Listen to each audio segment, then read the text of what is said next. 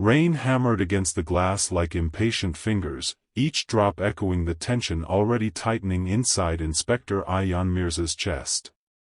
The cyber forensics lab glowed with cold blue light, machines humming softly, screens flickering with endless lines of code.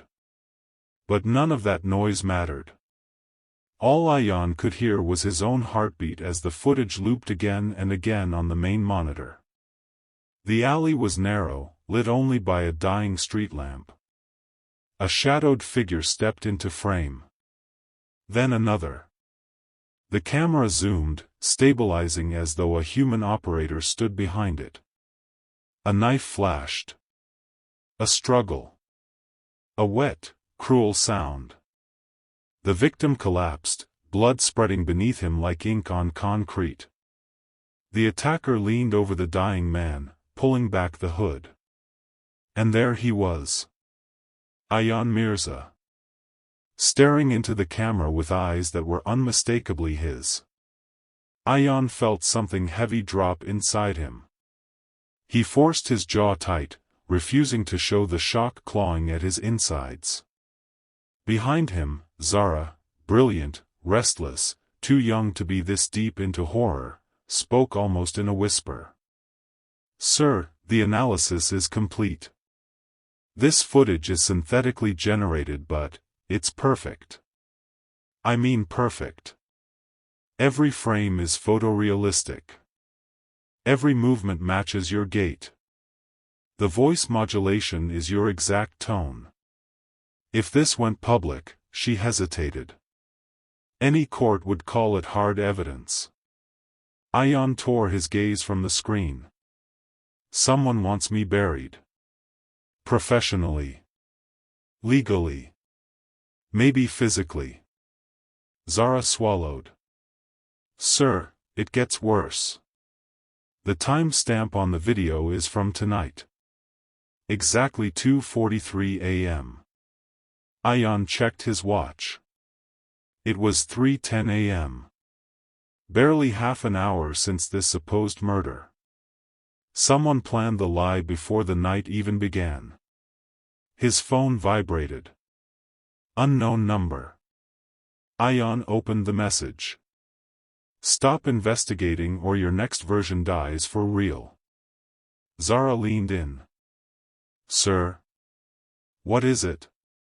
Ayan locked the phone. "Nothing useful." But it wasn't nothing. It was a threat layered with impossible confidence. Someone out there believed they could generate an infinite number of crimes starring him. Someone believed he could be erased with pixels instead of bullets. The lights flickered overhead, momentarily plunging the room into darkness. When they returned, Ayan's reflection appeared in the monitor, tired eyes, sharp jawline, the faint scar under his lip, staring back beside the synthetic murderer wearing the same face. But something else was in that reflection. A shape behind him. A flicker of movement.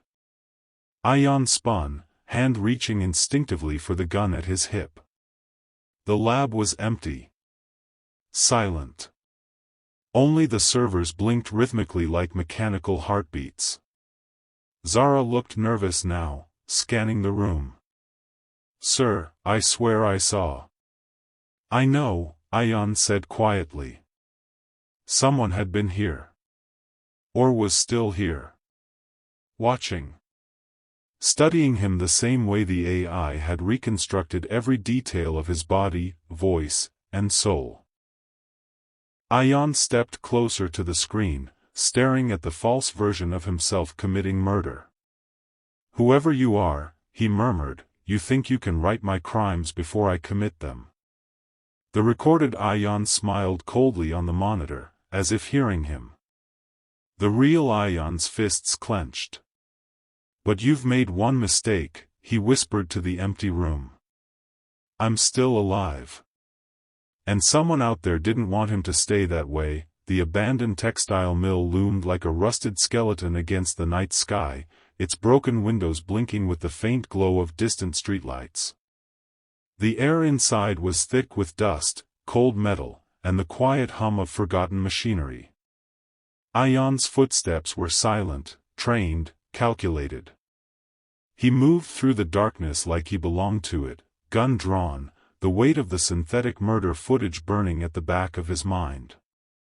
He had tracked the digital signature from the fake video to this place.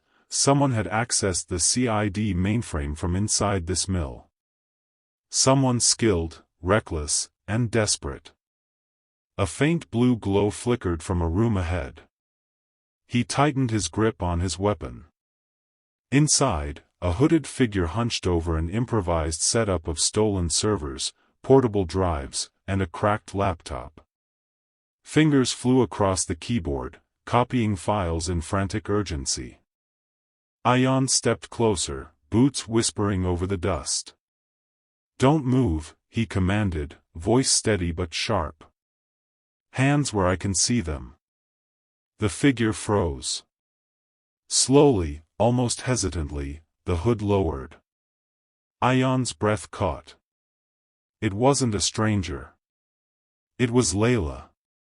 Her face, illuminated by the cold blue laptop light, was exactly as he remembered it: sharp cheekbones, dark determined eyes, and that broken vulnerability she always tried to hide.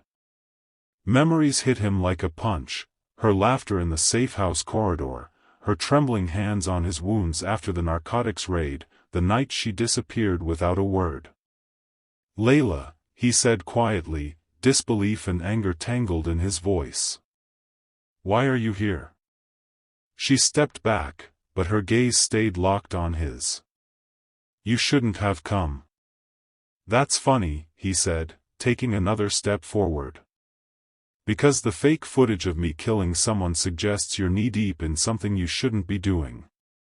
Her jaw tightened. "Ayan, put the gun down. I'm not your enemy. You're accessing CID servers from an abandoned mill. That makes you everyone's enemy."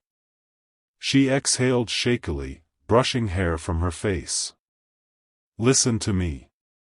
I didn't create that footage.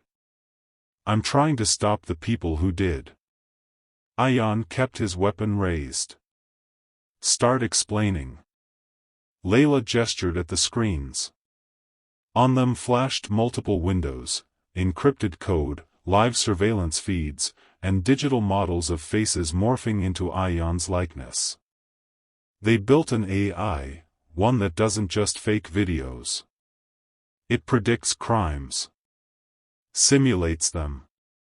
Fabricates evidence so perfect it can't be challenged. "And why me?" Ayan demanded. "Because you're incorruptible."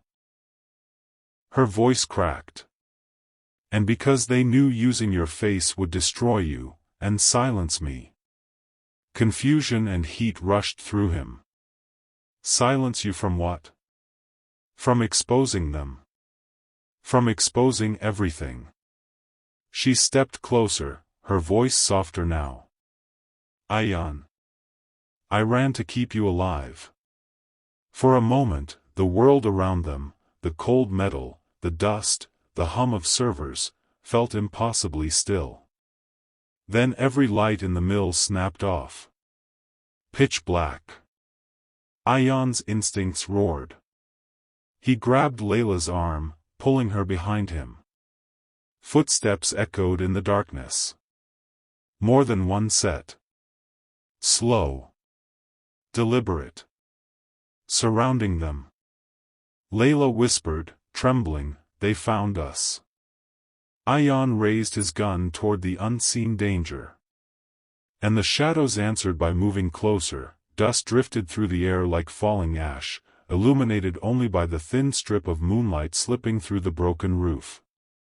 Ayan and Layla crouched behind an overturned crate, breaths shallow, hearts synchronized in the same frantic rhythm. Outside the safe house walls, the sound of boots pounded closer, heavy, coordinated, unmistakably trained. Whoever these operatives were, they hadn't come to arrest anyone. They had come to erase. The monitors flickered above them, casting ghostly light across the room. Each screen showed a crime in progress: murders, robberies, kidnappings, all committed by the same face. Ayans. In one video, he strangled a man in a hotel bathroom. In another, he dragged a body into a river. In the last one, he held a gun to Layla's head. Ayan's stomach twisted. "They're framing me for everything," he muttered. "Every crime this city can't solve." Layla touched his arm, her fingers cold. "No, they're doing more than that." She pointed at the bottom corner of one screen. The timestamp was from 40 minutes in the future. "This one hasn't even happened yet." Ayan's breath stalled. "They're predicting crimes?" "They're creating them," she whispered. "And they'll force reality to match the footage. That's why they framed you. If people believe you're already a killer, no one will question it when you're dead." Gunfire cracked outside, the bullets punching through metal sheets. Dust exploded from the wall behind them, raining down. Layla flinched, instinctively pressing closer. Ayan wrapped an arm around her, pulling her into the shelter of his body. "Stay behind me," he said. "After everything I've done, you still protect me," she whispered. "Because I never stopped." Ayan cut himself off, the truth too dangerous to speak aloud. The door rattled violently as someone tried to force it open. Shadows gathered under the crack, tall and deliberate. A voice spoke through a distorted modulator, cold and confident. "CID Inspector Ayan Mirza. Surrender. You have been recorded committing multiple homicides." Layla's nails dug into his sleeve. "They're going to kill us both." "No," Ayan said, eyes narrowing, mind already calculating angles, exits, possibilities. "They want you alive. You know too much." She shook her head, tears burning in her eyes. "I didn't run because I was scared of them. I ran because I was scared they would use me to hurt you." The confession hit him harder than the gunshots. He turned toward her, their faces a breath apart. "Layla, you think keeping secrets keeps me safe?" Her voice trembled. "I think loving you puts a target on your back." A heartbeat of silence. Then another impact against the door, this time hard enough to bend the hinges. Ayan cupped her face, his thumb brushing her cheek. "If we die tonight, it won't be because of your love." Their lips nearly touched, an electric, fragile moment suspended between bullets and betrayal. But the door exploded inward, ripped from its frame. Black-masked attackers stormed the room in perfect formation. Above them, the speakers crackled, and the AI's voice filled the safe house, cold enough to freeze blood. "Ayan Mirza. Your final crime begins now."